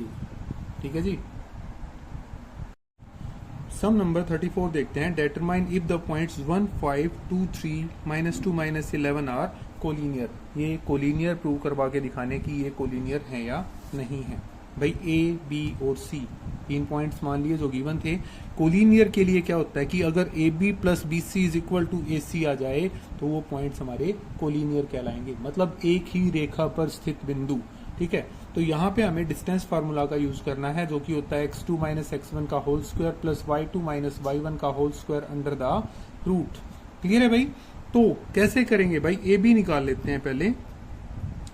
AB कैसे होगा, अंडर द रूट, ये हमारा x1 y1 x2 y2 हो जाएगा। तो x1 की वैल्यू है ये, x2 की वैल्यू ये, तो 2 माइनस 1 का होल स्क्वायर फार्मूले में क्या कोडिंग कर रहे हैं भाई, प्लस y2 माइनस y1 3 -5 का होल स्क्वायर। इसको सोल्व किया तो 1 का स्क्वायर प्लस में -2 का square under the root, that is equal to 1 + 4 √5। भाई AB की वैल्यू हमारे पास √5 आ गई है।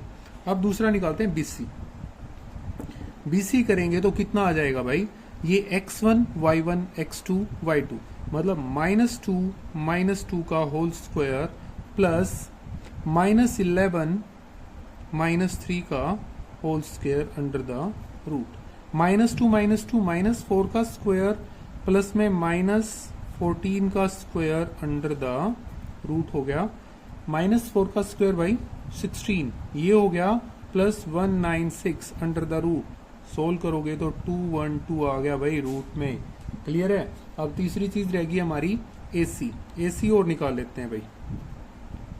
क्या होता है, अंडर द रूट करेंगे, ये हमारा x1 y1 x2 y2, 1 minus into -2 का whole square plus 5 minus into -11 का होल स्क्वायर, 1 + 2 3 का स्क्वायर प्लस 16 का स्क्वायर अंडर द रूट। देखो भाई माइनस से माइनस प्लस हो गया, 1 + 2 3, माइनस से माइनस प्लस हो गया 11 + 5 16, तो ये हो गया 9 + 256 265 आ गया। अभी देखते हैं क्या AB प्लस BC किया भाई, कितना आ गया, √5 + 212 अंडर द रूट। ठीक है। क्या ये AC के बराबर आया, AC की वैल्यू है √265, नहीं है भाई, ऐड नहीं हो सकता। देखना इरेशनल नंबर में इरेशनल नंबर को ऐड नहीं कर सकते इस तरीके से जब उनका बेस अलग अलग होता है, तो हम कहेंगे A B plus B C is not equal to A C, so A B C are not collinear. ठीक है, तो ये कोलिनियर नहीं होंगे। 34 का सेकंड पार्ट देख लेते हैं भाई। Name type of quadrilateral formed if any by the following points and give a reason for your answer. इन 4 पॉइंट से किस तरीके का क्वाड्रिलेटरल बन रहा है और क्यों बना है वो बताना है भाई। क्लियर है? तो ये 4 पॉइंट है भाई, ए बी सी और डी करके मैंने इनको नाम दे दिया। तो सबसे पहले ए बी की वैल्यू निकाल लेते हैं। ए बी की वैल्यू डिस्टेंस फार्मूला का यूज करेंगे, पिछले ही सम में था x2 माइनस x1, ये हो गया x1 y1 x2 y2, 1 minus into minus 1। Clear है? देखो 1 माइनस इंटू माइनस 1 का whole square plus 0 minus into minus 2 का होल स्क्वायर। सोल्व करोगे 1 प्लस 1 2 हो गया भाई, 2 का स्क्वायर प्लस में 2 का square that is equal to 4 plus 4 क्या हो गया, रूट में 8 आ गया और उसको आप लिख सकते हो 2 रूट 2। ठीक है, अब निकाल लेते हैं BC। BC निकालोगे तो क्या आ जाएगा, ये हमारा x1 y1 x2 y2। Clear है? तो -1 का होल स्क्वायर प्लस 2 -0 का होल स्क्वायर। ठीक है, तो -1 हो गया, -2 का स्क्वायर प्लस 2 का स्क्वायर। -2 का स्क्वायर करोगे तो भी आपका 4 आएगा और 2 का स्क्वायर भी 4 दैट इज इक्वल टू √8, और √8 को लिख सकते हैं हम 2√2। ठीक है, नेक्स्ट निकाल लेते हैं भाई CD। CD निकालेंगे सिमिलर तरीका, x1 y1 x2 y2। x1 -3 minus into -1 का होल स्क्वायर प्लस 0 -2 का whole square under the root. ये माइनस से माइनस प्लस हो गया, तो -3 + 1 मतलब -2 का स्क्वायर प्लस में -2 का स्क्वायर, ये कितना हो गया भाई 4 + 4 मतलब √8, जिसको लिखेंगे हम 2√2। ठीक है, ये भी आ गया। अब निकाल लेंगे AD निकालोगे x1 y1 x2 y2 मतलब -1 माइनस इंटू -3 का होल स्क्वायर प्लस -2 -0 का whole square under the root. Solve करोगे तो आ गया माइनस प्लस -1 + 3 तो 2 आ गया प्लस का, प्लस में -2 का स्क्वायर अंडर द रूट। 2 का स्क्वायर कितना होता है 4, -2 का 4 और two √8 that is equal to 2√2। भाई ध्यान दो कि AB 2√2, BC 2√2, ACD 2√2 और AD भी 2√2, मतलब सभी की सभी साइड्स इक्वल आ गई हैं। तो क्या लिखेंगे भाई कि AB is equal to BC is equal to CD is equal to AD। So, the above quadrilateral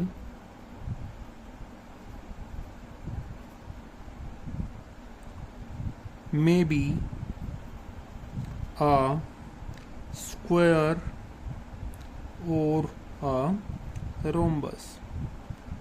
भाई या तो ये स्क्वायर होगा या रोम्बस होगा। क्यों? क्योंकि स्क्वायर की भी सभी साइड्स इक्वल होती हैं और रोम्बस की भी सभी साइड्स इक्वल होती हैं। तो अब पता कैसे चलेगा कि ये स्क्वायर है या रोम्बस है? तो भाई याद रखो कि स्क्वायर के डायगोनल्स इक्वल होते हैं, रोम्बस के डायगोनल्स इक्वल नहीं होते हैं। तो डायगोनल्स और निकाल लेते हैं, हम निकालेंगे AC। ठीक है जी, AC निकालोगे तो देखो A की वैल्यू है हमारे पास -1 और -2 और C की वैल्यू दे रखी है -1 एंड 2। एक बार ये और निकाल लेते हैं भाई, सोल्व करेंगे वहीं डिस्टेंस फार्मूला का यूज करके। भाई A और C की वैल्यू मैंने यहाँ पे लिख दी है। तो क्या करेंगे अंडर द रूट, क्या ये हमारा x1 y1 x2 y2 -1 minus into -1 का होल स्क्वायर प्लस में 2 माइनस इंटू -2 का होल स्क्वायर, ठीक है। तो ये हो गया -1 + 1 का स्क्वायर प्लस में 2 + 2 का स्क्वायर, -1 + 1 तो 0 हो गया भाई। 0 + 2 + 2 4, 4 का square 16, that is equal to √16, और √16 क्या होता है भाई आपका 4। क्लियर है। तो एक चीज आ गई हमारे पास। अब निकालेंगे हम BD निकालने के लिए B के कोऑर्डिनेट्स दे रखे हैं 1 0 और D के कोऑर्डिनेट्स हैं हमारे -3 and 0।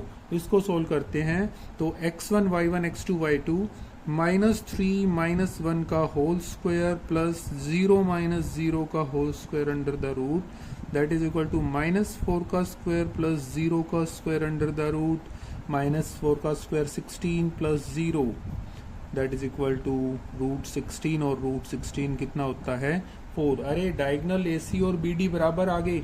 AC is equal to BD, diagonals are equal, so the above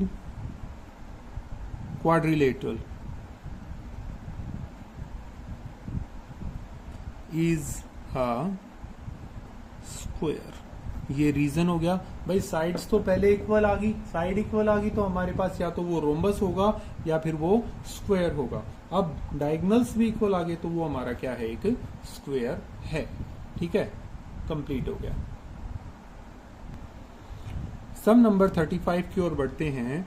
if the third and 9th term of AP is 4 and -8, which term of AP is 0? कौन सी term 0 होगी अगर third और 9th term हमारी दे रखी है? तो भाई A और D की वैल्यू नहीं गिवन है, एक बार वो निकाल के देख लेते हैं। तो भाई A3 इज इक्वल टू ये है, A9 इज इक्वल टू ये है, तो वी नो दैट, क्या जानते हैं भाई हम कि A3 is equal to A plus 2D। So A plus 2D is equal to आ गया 4, इक्वेशन नंबर 1, और A and A9 is equal to A plus 8D. So A plus 8D is equal to minus का 8 आ गया। ये equation होगी 2 from 1 and 2। भाई A और D की वैल्यू निकालनी है तो क्यों ना एलिमिनेशन यूज कर लें। तो A plus 2D is equal to 4, A plus 8D is equal to -8। Solve करोगे माइनस, ये भी माइनस, ये प्लस कट गया, -6D is equal to 12, D is equal to कितना आ गया भाई आपके पास -2 आ गया। ठीक है, अब D की वैल्यू क्या करनी है, पुट वैल्यू ऑफ D इन कौन सी इक्वेशन में, 1 में रख लेते हैं। 1 में रखेंगे तो क्या है, A plus 2D is equal to 4, A plus 2 into -2 is equal to 4, A minus 4 is equal to 4, तो A की वैल्यू कितनी आ गई भाई 8 आ गई। क्लियर है, A की वैल्यू आ गई। अब उसने कहा उसकी कौन सी टर्म 0 है, let its nth term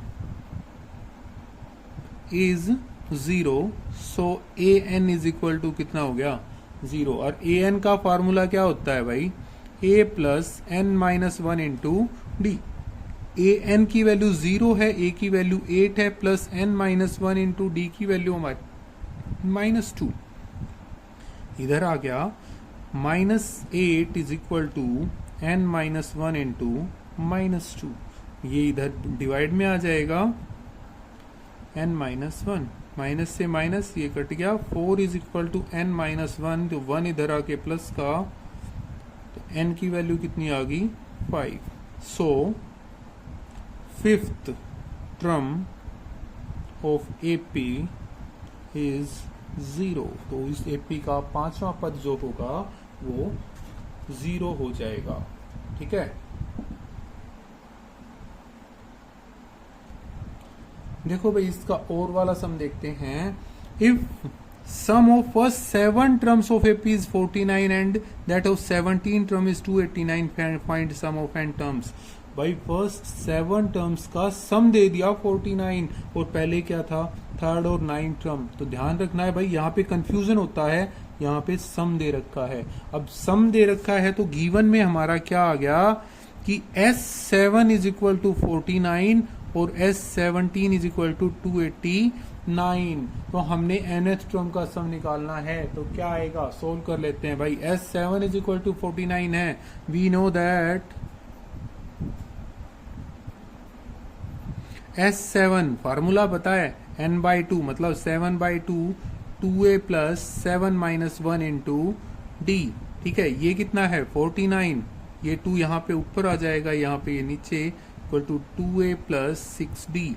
cut करोगे तो 14 is equal to 2a plus 6d, ये इक्वेशन होगी फर्स्ट। सिमिलरली क्या हो गया, S17 क्या होता है 17/2 2a plus 17 minus 1 into D.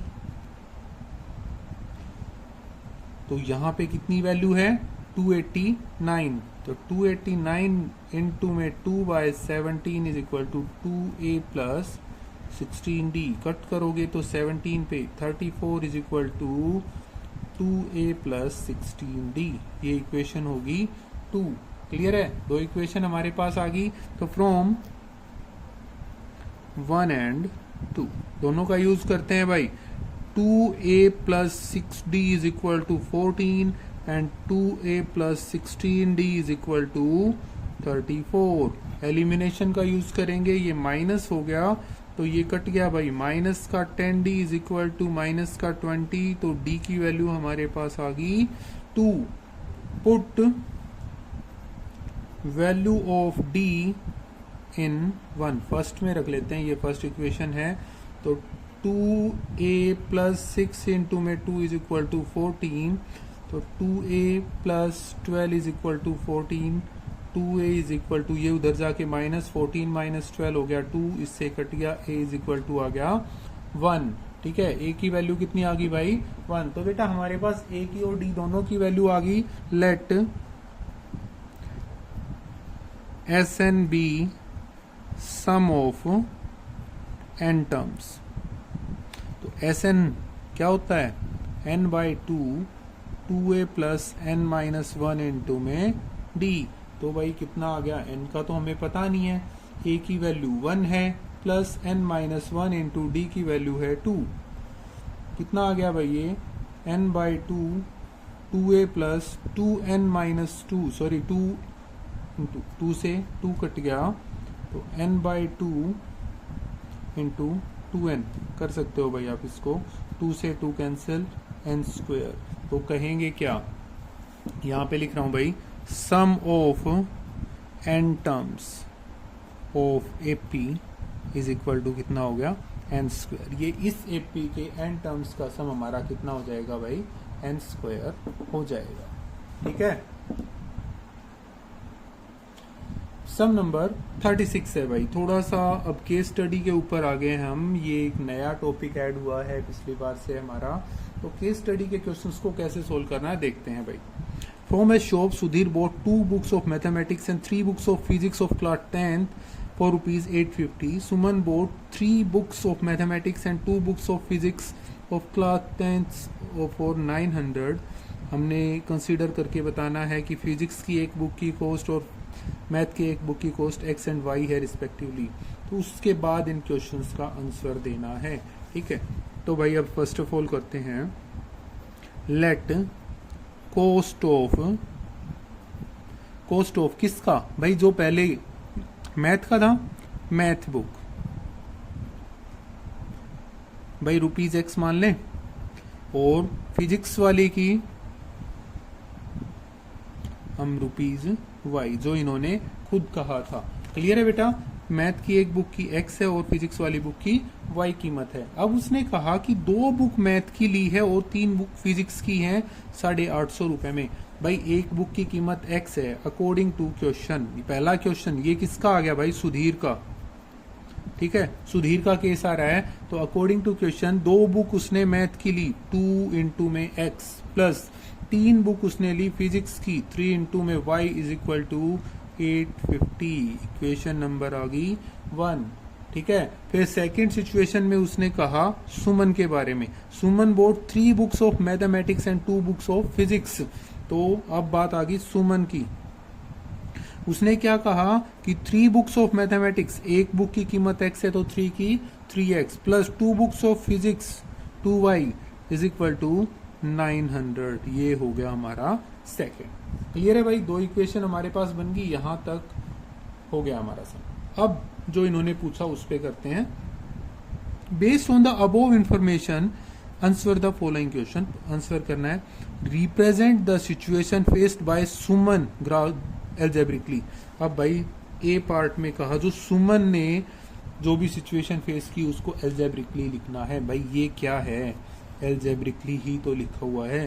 तो 3x plus 2y is equal to 900। ये हो गया हमारा फर्स्ट का आंसर। आप इसको लिख सकते हो कि situation faced by Suman, situation faced by Suman. ठीक है जी, ये हो गया। अब बी पार्ट की ओर बढ़ते हैं भाई। बी पार्ट में इसने कहा represent the situation faced bye Sudhir, Sudhir के द्वारा। अब लिखा situation faced bye Sudhir, Sudhir ने की, वो फर्स्ट वाली थी भाई। तो 2x plus 3y is equal to 850। ये हो गया हमारा सेकेंड। क्लियर है बेटा, दो पार्ट यहाँ पे हमारे इसके कंप्लीट हो गए। अब इसके आगे बढ़ते हैं भाई। आगे क्या कहा है इसने, अगले वाले पार्ट में इसने कहा find the price of 1 physics book and find the price of 1 mathematics book. एक फिजिक्स की बुक की कीमत और एक मैथमेटिक्स की बुक की कीमत हमें निकालनी है। तो भाई दो इक्वेशंस जो हमारी हैं उनको लिख लेते हैं, उनको सोल्व करते हैं भाई। फर्स्ट इक्वेशन थी 2x plus 3y is equal to 850, ये फर्स्ट इक्वेशन है। और 3x plus 2y is equal to 900, ये हमारी सेकंड इक्वेशन है। तो अब क्या करना है, पहला काम कि भाई फर्स्ट इक्वेशन की मल्टीप्लाई करवा देते हैं। मल्टीप्लाई इक्वेशन 1 बाय किससे, फर्स्ट की मल्टीप्लाई करवा देते हैं 3 से, एंड 2 बाय किससे हो जाएगी भाई, 2 से। क्यों करवाया, हम x के कोफिशिएंट्स को इक्वल कर लेते हैं जी। ठीक है, तो कर लिया भाई। इसकी मल्टीप्लाई अगर हम 3 से करें तो कितना आ गया, 6x plus 9y is equal to 0, 3 5 जा 15, 3 8 जा 24, 25। क्लियर है, ये होगी 2 से मल्टीप्लाई, तो 6x plus 4y is equal to 800। Elimination का यूज किया, माइनस हो जाएगा भाई, ये खत्म हो गया। तो ये रह गया 5y इज इक्वल टू 0 5 7। ठीक है, तो y is equal to 750y में 5 कट करोगे तो 150 आ गया। y is equal to 150। अब भाई उसने कहा 1 फिजिक्स की बुक की कॉस्ट बतानी है। देखो, find the price of 1 physics book, तो क्या लिख सकते हो, प्राइस ऑफ 1 फिजिक्स बुक कितना है, 150 हो गया भाई, रुपीज 150 हमारा आंसर आ गया। क्लियर है। अगर बेटा आप बोर्ड का एग्जाम कर रहे हो तो यहाँ पे आपका सम कंप्लीट हो गया है, बट आगे भी सोल्व कर लेते हैं। इसने और में दे रखा है कि find the price of 1 mathematics book, एक मैथमेटिक्स की बुक का और निकालते हैं। तो y की वैल्यू हम 1 में रख लें, पुट वैल्यू ऑफ y, ये सी पार्ट कंप्लीट हो गया यहाँ पे, इन कहाँ पे 1। तो फर्स्ट इक्वेशन थी 2x plus 3y is equal to 850, तो 2x plus 3 into 150 is equal to 850। 2x plus 450 is equal to 850, 2x is equal to 850 minus 450 हो गया 2x is equal to 400। Cut करोगे तो 200 आ गया। x की वैल्यू कितनी आ गई भाई, 200। और x किसकी कीमत थी, so cost of 1 maths book कितनी आ गई भाई, रुपीज 200। क्लियर है, तो ये हमारा डी पार्ट भी इसमें हो गया है। समझ में आ गया बेटा। सिचुएशन बेस्ड क्वेश्चन देख के कोई ज्यादा टेंशन लेने की बात नहीं, बहुत ही आसान से सम है। जो आप पहले कर चुके हो वही चीजें थोड़ा सा अलग अलग पार्ट बना के इन्होंने पूछ रखे हैं। सम नंबर 37 देखते हैं। Your elder brother wants to buy a car and plans to take loan from a bank for his car. he repays a total loan of 1,18,000 by paying every month starting the first installment 1,000. If he increases the installment 100 per month, answer the following. तो भाई क्या कहा, वो एक car खरीदना चाहता है और 1,18,000 रुपए उसने इंस्टॉलमेंट के ऊपर पे करने की सोची है। इंस्टॉलमेंट कैसे हुई कि भाई पहले मंथ में वो 1,000 रुपए देगा, फिर क्या हो जाएगा 100 रुपए बढ़ाते जाएगा वो। क्लियर है? तो देखो भाई एपी बनानी है हमने, एपी बन जाएगी सम नंबर 37 के लिए। एपी क्या बन गई, फर्स्ट मंथ के अंदर उसने क्या किया, फर्स्ट मंथ में उसने किया 1,000 पे, ठीक है, फिर 100 रुपए बढ़ा दिए 1,100, फिर 100 रुपए बढ़ा दिए 1,200, ठीक है ना। इस तरीके से वो पे करता गया और लास्ट में उसके कितने होंगे वो अब सोल्व कर लेते हैं। टोटल अमाउंट कितनी है भाई, total amount is equal to 118,000, इतने रुपीज की उसकी टोटल अमाउंट है। क्लियर है?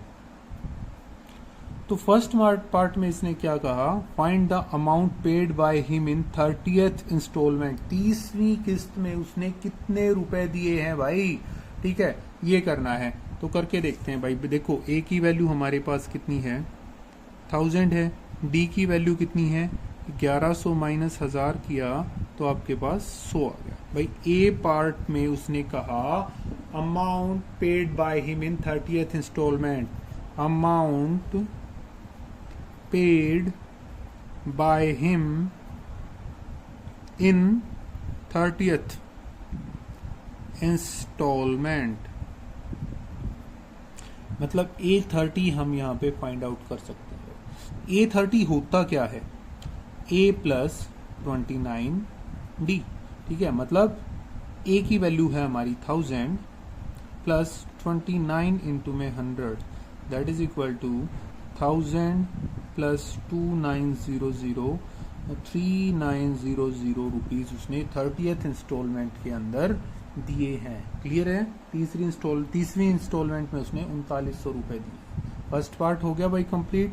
सेकंड की ओर बढ़ते हैं। बी पार्ट में इसने क्या कहा, इसने बी पार्ट में कहा है find the amount paid by him in 20 instalment, 20 instalment में उसने कितनी अमाउंट पे की ये बतानी है। Amount paid by him in 20 instalment,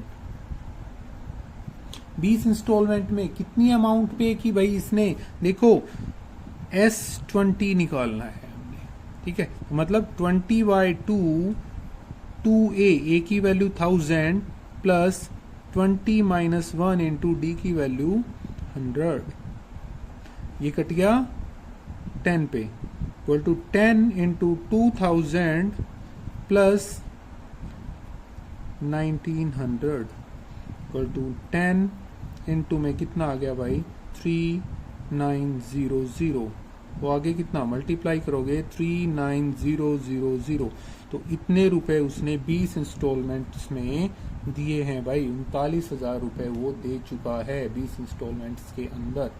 clear है? ठीक है भाई, नेक्स्ट आगे बढ़ते हैं।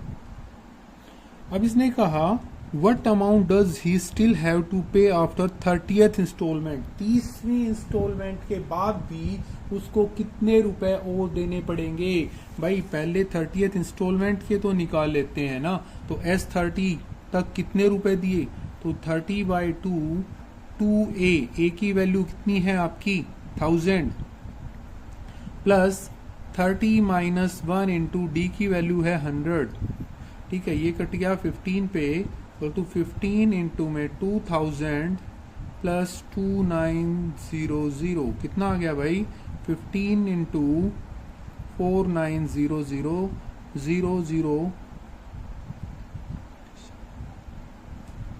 इतने रुपए उसने पे कर दिए भाई। अब कितना, क्या पूछा क्या है, देखो इसने कहा कि find the amount, sorry what amount does he still have to pay after 30th instalment, amount he has to pay after 30th instalment. भाई 1,18,000 रुपए उसको देने थे, उसमें से इतने रुपए उसने दे दिए, तो अब कितने रुपए बच जाएंगे वो बताने। 44500 इतने रुपए वो अभी और देगा भाई, अभी और पे करने हैं। ठीक है, नेक्स्ट है if total instalment are 40 then amount paid in last instalment. अगर टोटल इंस्टॉलमेंट 40 हैं तो आखिरी इंस्टॉलमेंट में उसने कितने पैसे दिए। भाई डी पार्ट इसका कर लेते हैं जो कि और में आया हुआ है, अमाउंट पेड इन 40th इंस्टॉलमेंट। भाई A40 क्या होता है, A प्लस 39D। ए की वैल्यू कितनी दे रखी है बेटा, यहाँ पे ए की वैल्यू दे रखी है हमारी 1000 प्लस 39 इंटू में 100 equal to 1000 into plus 3900 that is equal to 4900 rupees वो 40th इंस्टॉलमेंट में देगा। क्लियर है।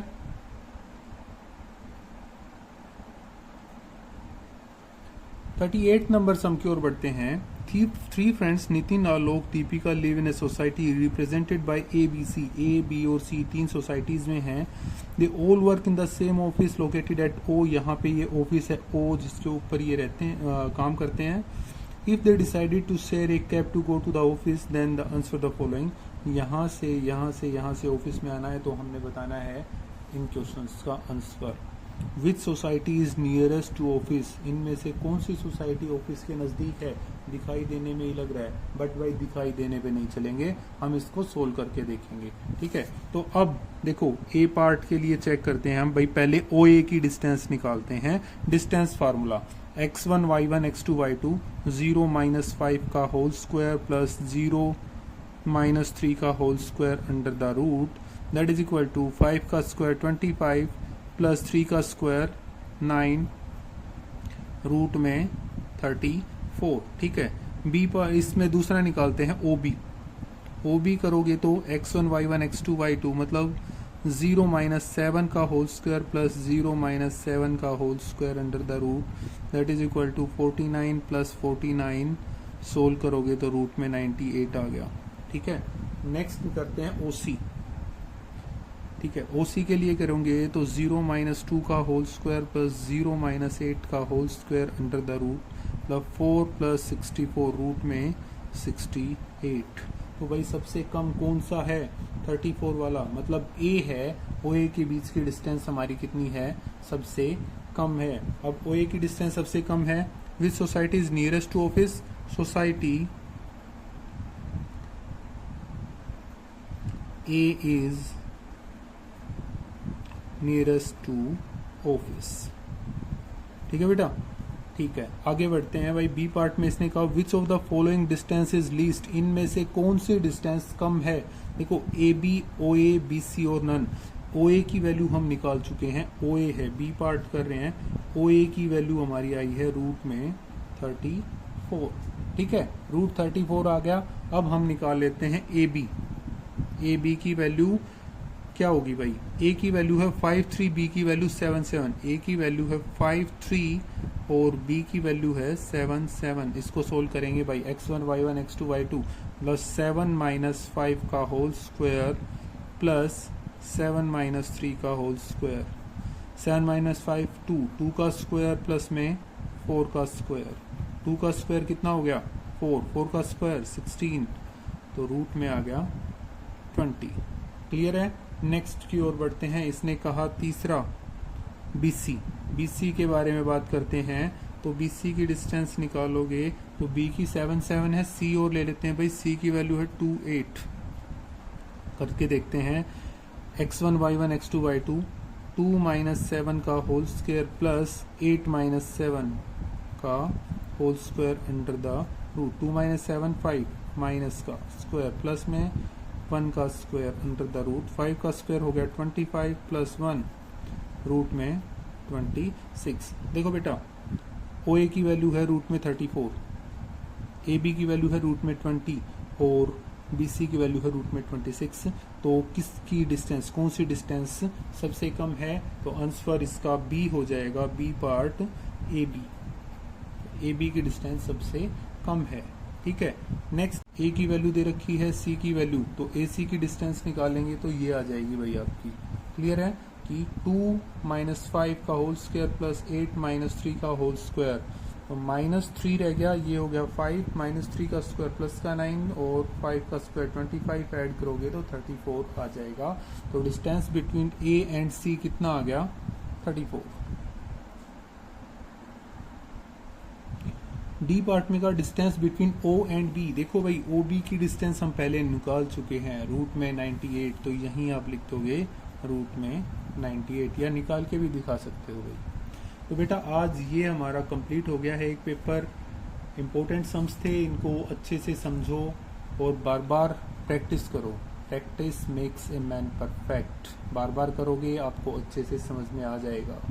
ठीक है, थैंक यू।